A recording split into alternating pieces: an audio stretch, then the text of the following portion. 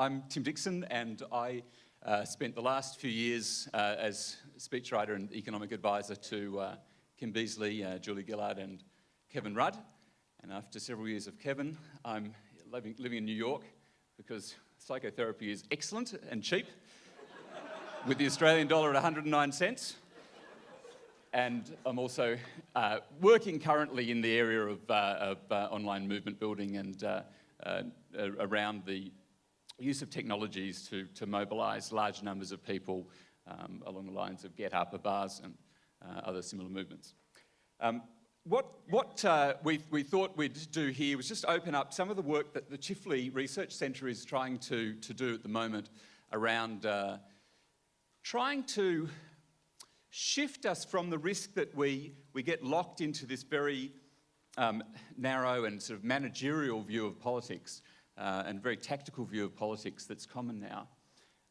And one way that we can break out of that is to stand back and think about the way in which the story of the progressive movement from the past can help inform our future.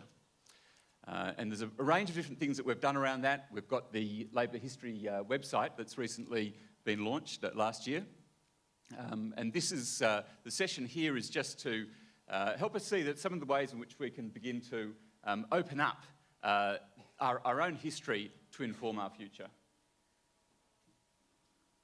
What I'd like to do is pick up on three particular things from history, and these are really just self-selected, but I think they're examples of how we can get some good perspectives on things that we need to think about now that are relevant for the way that we need to renew the movement and renew the party. The first thing I wanted to touch on is the issue of narrative. We talk about narrative a lot, and the journalists appeal to the need for a more coherent a narrative from the political parties is as regular as a metronome. But it's something of a cliche, and I think it often leads us to stand back and say, you know, somebody's got to find for us the one or two sentences that summarise the purpose of the Labor Party or summarise the purpose of the progressive movement. And I never find those discussions all that helpful because we all have our own ways of expressing it, whether it's equality or just social justice or the common good, you know, many different ways of saying it. The thing that I found more useful in thinking about this question of like, what is it that we really stand for? What are the values that mean something to us? Is to think of it more in terms of the worldview. And if you think of a framework of worldview that essentially goes through the questions of, you know, who are we?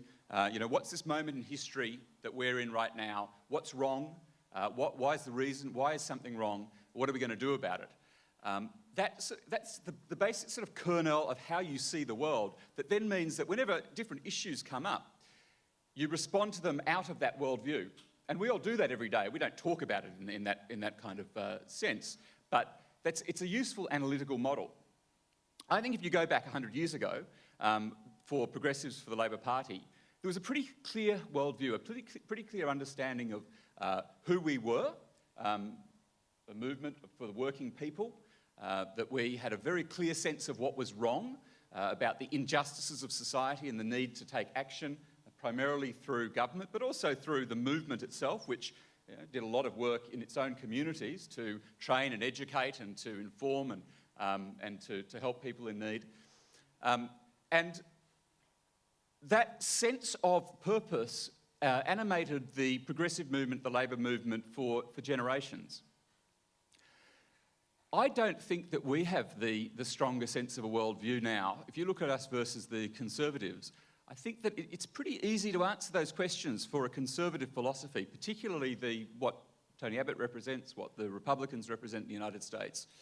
There's an understanding of what's this moment, what is wrong. What is wrong with the world is that, you know, we are all trying to live our own lives and government is standing in the way, government is interfering. There are these elites, the social engineers on the left who interfere with our lives. We need to get government out of the way. We need to get rid of the burden of taxation, regulation and so forth. And as little issues come along, there's ways in which the Conservatives articulate that philosophy and do it quite effectively. On our side, I think it's a much more confused picture. And I think what it comes down to, and this is linking back to our discussion this morning about connecting with the community and connecting with the needs of the community, and the Chifley research on the sense of emotional dislocation and alienation that people feel. I think the fundamental question that we don't really answer is a question of whether we're trying to change things or defend things as they are. And it comes through in a whole lot of subtle ways in how we articulate what we believe in and what we're trying to do. Much of the time, our political leadership does sound very technocratic and very managerial. And we look like we're often on the defence, protecting government programs, protecting what is already there against the attack, the onslaught of the Conservatives. If you look at the community mindset that Rebecca was talking about this morning, it seems to me that there is this fundamental sense that people think there's something wrong, that we were promised a lot from prosperity, but instead what people are experiencing is the stress of a lack of time, the stress of financial insecurity and the impact of globalisation, the sense of disconnectedness in communities, that there is something fundamentally wrong with the world and how it is operating. And yet the way that we talk about people and their lives, we don't seem to actually reflect that understanding that there is something fundamentally wrong. And being able to connect with people's sense of dislocation is the beginning of being able to form a movement, being able to connect and actually deliver a progressive program. The worldview understanding is a helpful starting point because in a job as a political speechwriter, there were lots of different issues that we would come across and handle from day to day. But it struck me that it was almost like we started the blank sheet of paper every time that we did that, and that we didn't have a core sense of what is the progressive project that we are trying to achieve, we are trying to deliver, and are we simply trying to safeguard the achievements of the past and the role of the state, or are we trying to change things for the future? So a starting point is just to ask the question, does the history of the way in which we've conceptualised our movement, talked about our movement and talked about our capacity to change things, does that give us some insight into the progressive project and what it should be today? The second thing I think that our history can help us with is thinking through the difficulty of actually achieving the things that we believe in.